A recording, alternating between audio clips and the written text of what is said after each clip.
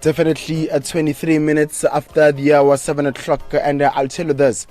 When we then talk about the township economy, we are talking about more than just survival. We are talking about creativity, resilience, and even unseen potential. And tonight here on Kasi Entrepreneurship, we're zooming into the business opportunity that exists within our own very backyards, right? The spaza shops, the car washes, the street food stalls, or local beauty salons or hubs, digital hustles that fuel dreams, feed families. So we'll definitely unpack it on how the township economy isn't just buzzing, it's about building. Let me then do this so that you know what kind of movement we're doing it. Ladies and gentlemen, once again, welcome to Kasi Entrepreneurship. Before I bring in the gentlemen, let me do this. Liseja?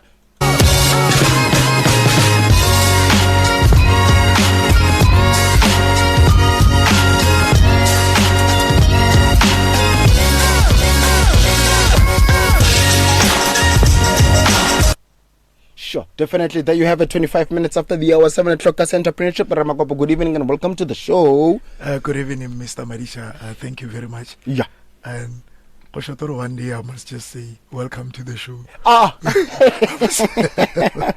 Sure. I mean, no, but remember, how long have I been saying it? Alright. Yeah. It should be you who's sitting on this particular chair. Exactly. When you say it's 20 past on Tuesday and Wednesday, yes, or on Thursday, yes, you should be the one sitting here. Yes, it's unfortunate. Today, later, there were supposed to be a few buttons that I know. Yeah.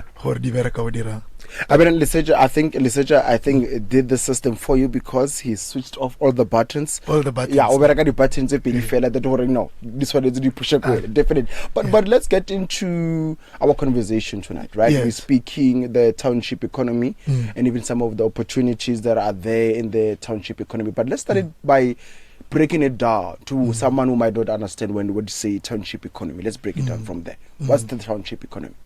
I think when we talk about township economy, not from a textbook approach or definition, in my view, what you just said, the things that you have been listing, those things mostly are more associated with the township economy because it's more informal in nature. So now most of informal businesses, they form part of that township economy, or should we rather say informal economy. And then they are actually the backbone, like your spaza shops, like your hair salons, the mechanics around here. There are quite few of them, a lot of them in fact.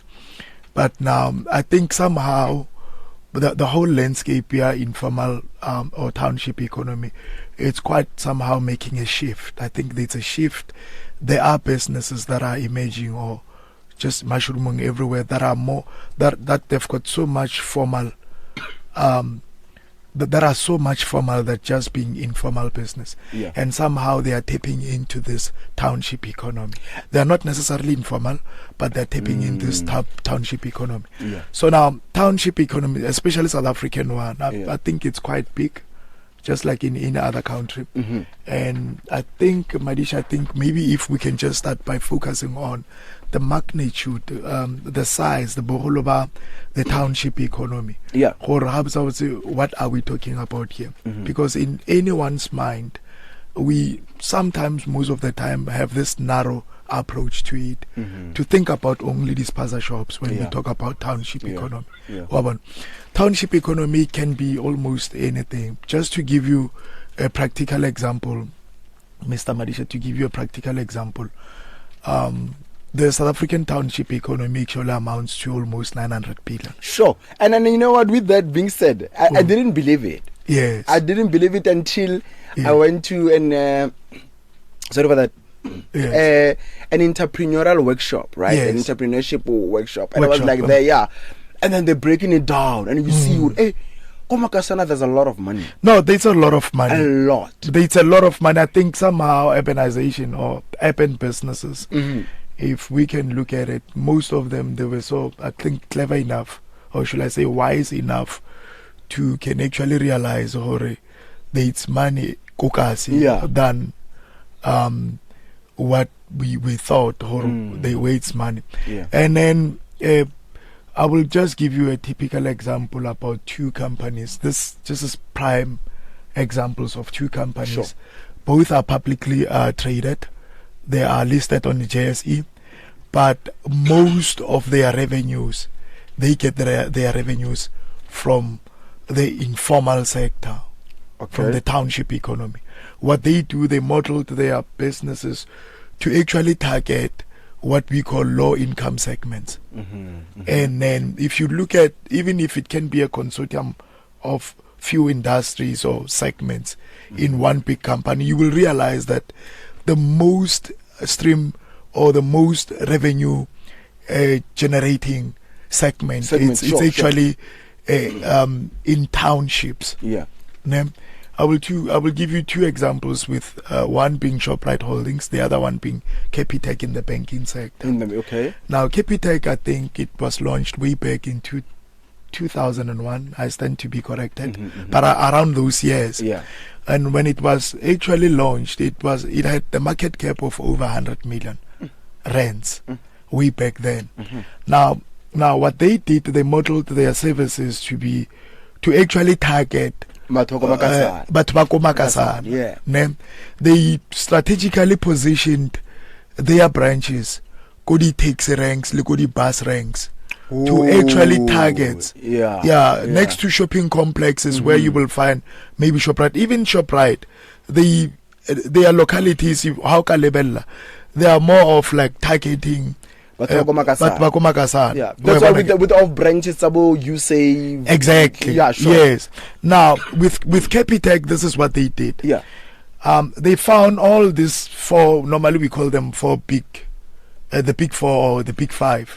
These big banks. They found them actually sleeping, and not necessarily sleeping. What they were thinking, and way back during those years, Mr. Madisha Kohore, with a population of 47 million then, now we are almost like over 60 million people. With 47 million people back then, about 16 or 17.6 million people were unbanked. By Longore, they are somehow, exactly, they were unbanked. Now these big banks, they were actually considering that low income segment as the transactions still already inconsequential, meaning or they are less important. And then that is why they will say, no, it does not make any economic sense to can even help these people be banked. Somehow there was this financial exclusion. It was actually a systematic marginalization on mostly black majority people. Only minority had that privilege to actually can go and bank. But even though it was like that, it was quite expensive as well. So now, but what Capitec did, they saw the gap in the market to say, but this is over 17 million of the population that it's not tapped into. Now they modeled their systems to be in a way that they are not that way too capital intensive. They came up with a very strong technology, and they managed to actually raise capital. And then what they did with that, they were able to service that unserviced market. As we speak, fast forward, Capitec, market cap of Capitec is over 300 billion rand. From 100 million. From 100 million. It's over 300 billion with over 22 million active account users. Can you see there's money in the townships, there's money in the informal investments also. Exactly. It's money. Let me bring in this point, and I've been holding it when you mentioned the pointers. So what happens, or let me put it like this, since you have this consortium, what would you then say are the biggest hidden gems that are not sorry for that are untapped when it comes to business opportunities? When you drive around Komakasana, when you're thinking of a new idea, I can do this and this and that. Yes. What are some of these biggest opportunities that have not been untapped even today? One of them, I will give you a practical example. You don't really need that much. For example, have you known, Mr. Madisha Hore, out of maybe 300 or let me say 3,000 US dollar billionaires that we have in the whole world, the 27th one, his source of income is bottled water. And I remember you did mention. I did mention. Those are not saturated markets, are not actually that well tapped. And you know what, out of every crisis, a lot of businesses, some of them are this multinational, this global companies, they took advantage of the crisis. Out of every crisis, I will give you an example. Go Hammanskral, we have the problem with water. We have water crisis since 2016. But only few of entrepreneurs that are tapping into that market. Now, I will give you another example, Mr. Marisha. Where the government feels, you will know what it was. There was no this national phenomenon, the security companies, even Lekokas. But now those came as a result of these are government failures when it comes to policing and stuff. So now there are people by long they actually saw Norman. You know what? If we can start private companies, ready alarm responses, that's where the government is failing. And then we can go even into Lukukasi, because where there's crime, then there's a need for someone to come up a security company. And then that it's one of the examples. One of the examples which is a crisis is our national electricity grid. How Kabelo with ESCOM since 2015 until now. You know, ESCOM actually increased electricity tariff by 148%. It actually, our electricity price went up from 2015 until now by over 148%. Sure. Now, with that being said, with 12.7%, 5.3%, and 6.1% increases that are approved for the next 3 years.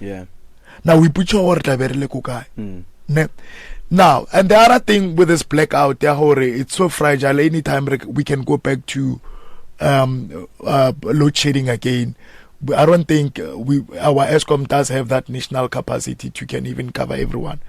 Now, out of that, Madisha, I think there's also another business opportunity that we are not actually tapping into that. And the big banks, they are now financing that model. Now, there's this thing of renewable energy. You can tap into, you can actually start a business of supplying solar, ready solar installations. All what you need, maybe you just need some little bit of training. And somehow people, they really need to get out of the national grid to be completely independent from the national grid.